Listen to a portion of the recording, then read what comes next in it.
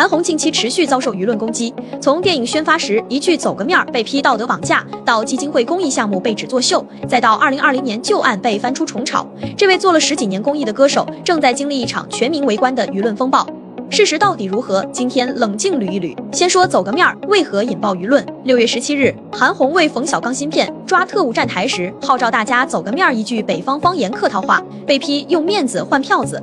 韩红6月30日发文道歉，但风波并未平息，反而把舆论风暴烧向了她的公益事业。有分析指出，公众愤怒的实质是对文艺行业圈子化、江湖化的积怨。当作品质量不被尊重，人情却试图绑架消费选择时，观众的反弹在所难免。关于基金会的质疑，事实如何？7月2日，韩红基金会发布情况说明，集中回应8大争议。关键数据：2024年总收入3.28亿余元，2025年慈善活动支出2.81亿余元，支出占上年度收入85.75%，高于慈善法规定的70%标准。2025年管理费占全年总支出2.86%，远低于法定10%的上限。基金会也承认部分资金落地推进效率仍有提升空间，并对解释说明不够细致致歉。再看作秀质疑与谣言传播，韩红基金会百人圆盟已坚持10余年，2026年第6次走进内蒙古，123名3甲医院专家深入偏远祁县义诊，捐赠物资总值超4000万元。与此同时，网友一直质疑基金会理事长王增娟和医疗器械公司王增娟是否为同一人。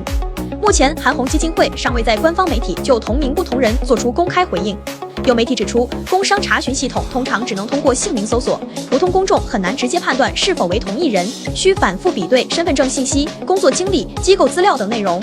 问题的症结在哪？公众对公益的监督完全正当，但监督需要区分事实核查和情绪定罪。在缺少实锤证据的情况下，把所有公开公益行为扣上利益输送帽子，既不严谨也不公平。与此同时，公众基于公开信息对同名是否同人的合理追问，也在情理之中。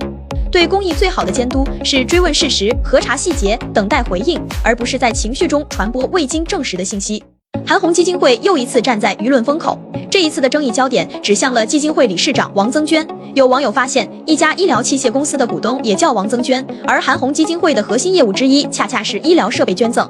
关联交易、利益输送、黑箱操作指控迅速发酵。先厘清一个关键事实，王增娟确实是韩红基金会法人、理事长，2025年年薪61万余元。再来看这家被网友质疑的北京德恒乾坤医疗器械有限公司，公司法人是陈建文，占股80%，王增娟作为股东占股20%。该公司员工数为0，医疗器械公司和韩红基金会的王增娟是同一人还是同名而已，目前暂时还没有官方定论。韩红基金会也尚未做出直接回应，但这却让网友关联利益质疑声越来越大，争议也迅速发酵。再看慈善法怎么说。第14条明确规定，慈善组织的管理人员不得利用关联关系损害慈善组织利益，与慈善组织发生交易时不得参与决策，交易情况应当向社会公开。法律并未禁止关联交易，但要求公开透明。韩红基金会7月2日发布声明，明确否认旗下有公司与基金会开展关联交易，存在利益输送等指控，称内容完全失实，纯属恶意、污蔑、抹黑，将依法追究造谣者法律责任。声明还披露了关键数据：2025年慈善活动支出2.81亿元，占上年度总收入3.28亿的85.75%，高于法定70%的标准。管理费占全年支出仅2.86%，远低于10%法定上限。但必须承认，有些问题基金会回应并不充分。2个王增娟是不是同一人？如果是，这家医疗器械公司是否曾参与过基金会招标？有没有投过标、中过标？这些才是外界最想听到的答案。公益需要监督，但监督必须基于事实。在缺少实锤证据的情况下，把所有公开公益行为扣上利益输送帽子，既不严谨也不公平。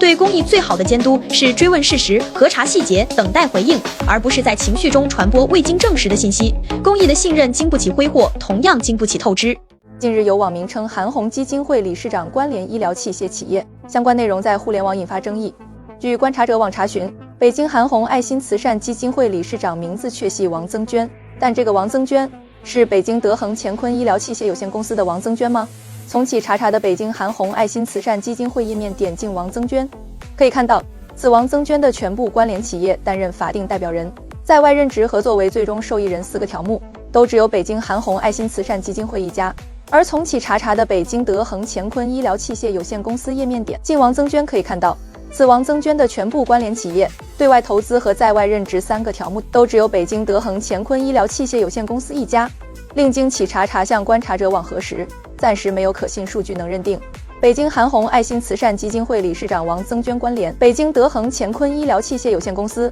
观察者网还向韩红基金会就此事求证，韩红基金会工作人员称，基金会理事或者是基金会的法人有任何一家医疗企业股份这类消息都是不实的新闻，是假新闻。还有网传信息称，北京奥新艾利特教育科技发展有限公司的王增娟与上述王增娟系同一人。经企查向观察者网核实，这个王增娟与北京德恒乾坤医疗器械有限公司的王增娟也并非一人，姓名相同的例子并不少见。王增娟的企查搜索页面就有161条相关结果。工商信息平台为了降低误认风险，通常会根据任职记录、投资关系等数据建立不同的身份页面。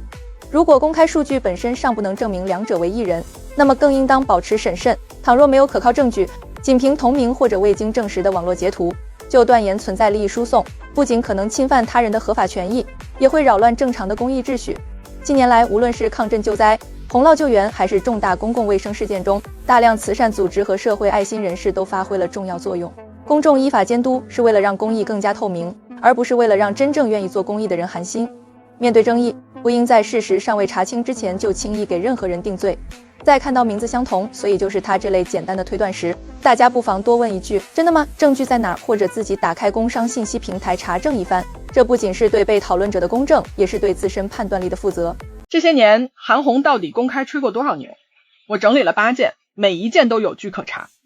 第一件，他在《鲁豫有约》里亲口说自己拿到了哈佛大学的正式录取通知书，为了国内音乐和公益事业主动放弃，文书至今还妥善保存。一个初2就辍学的人，初高中成绩单都没有，够不着哈佛全日制本科的申请门槛。他实际参加的只是哈佛肯尼迪学院一个交钱就能去的短期研学班，把游学说成放弃名校入学资格，这话他自己信吗？第二件，他说自己有 F1 正规驾照，还是柯受良亲手教的。国际汽联和中汽联的在册车手名单里压根儿查不到韩红的名字。F1 超级驾照需要从低级方程式一站一站打积分才能拿到，他就参加过普通场地赛车体验课，跟 F1 差了10万8千里。再说柯受良2003年就去世了，他后来讲的学车细节时间线根本对不上。第三件，关于出生地，他原话是：谁说我不是德州出身，谁就是胡说八道。可他自己在不同采访里，出生地、成长地的说法换来换去，前后对不上，自己都没说清楚，还不让别人质疑。第四件，他说自己从来不喝酒，只喝茶养嗓子，结果饭局实拍画面里举杯喝酒的样子一点都不陌生。台上说不喝，台下照喝，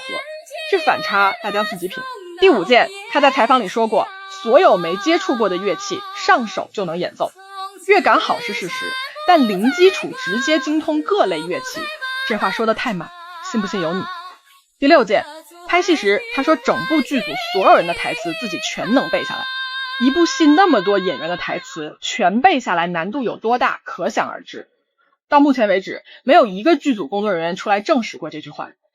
第七件，他有一句广为流传的表态，公益物资流向也得全部公示，这话当年帮他立住了透明公益的人设。但网友查了公示明细，基金会只公布年度审计总账，做不到逐条展示每一件物资，标准是自己定的，自己也没做到。第八件，天路版权争议，词曲作者应清屈原出面否认10万买断的传闻。还有孙浩曝光当年选秀打假名场面其实是节目组编排的剧本。8件事摆在这儿，大家自然会想，一个人在履历和能力上反复夸大其词，那他在更严谨的慈善运营里真的能做到始终如一吗？就凭这张图，哪怕你把这个天给说破了，把这个天给捅破了，我都不会相信你在做慈善。哪怕任何机构站出来给你站台，说你的物资落实到哪个地方哪些地方，我都不会相信。完全因为你在意的点跟我们在意的点是不一样的。我们要求的是账务公开，账务明细公开，对吧？你现在还在那洗白，还在找话题，然后让那些人来夸你，然后让别人赚钱。那请问你这个做网络营销这个钱是哪里来的？又是从这个善款里面拿出来的吗？如果我拿我的钱给你去做慈善，然后你拿着我的慈善去给你自己打名声，去跟你的机构洗白，你不去做更多的善事，还在把你的心思放在怎么给自己洗白上面，你已经完了。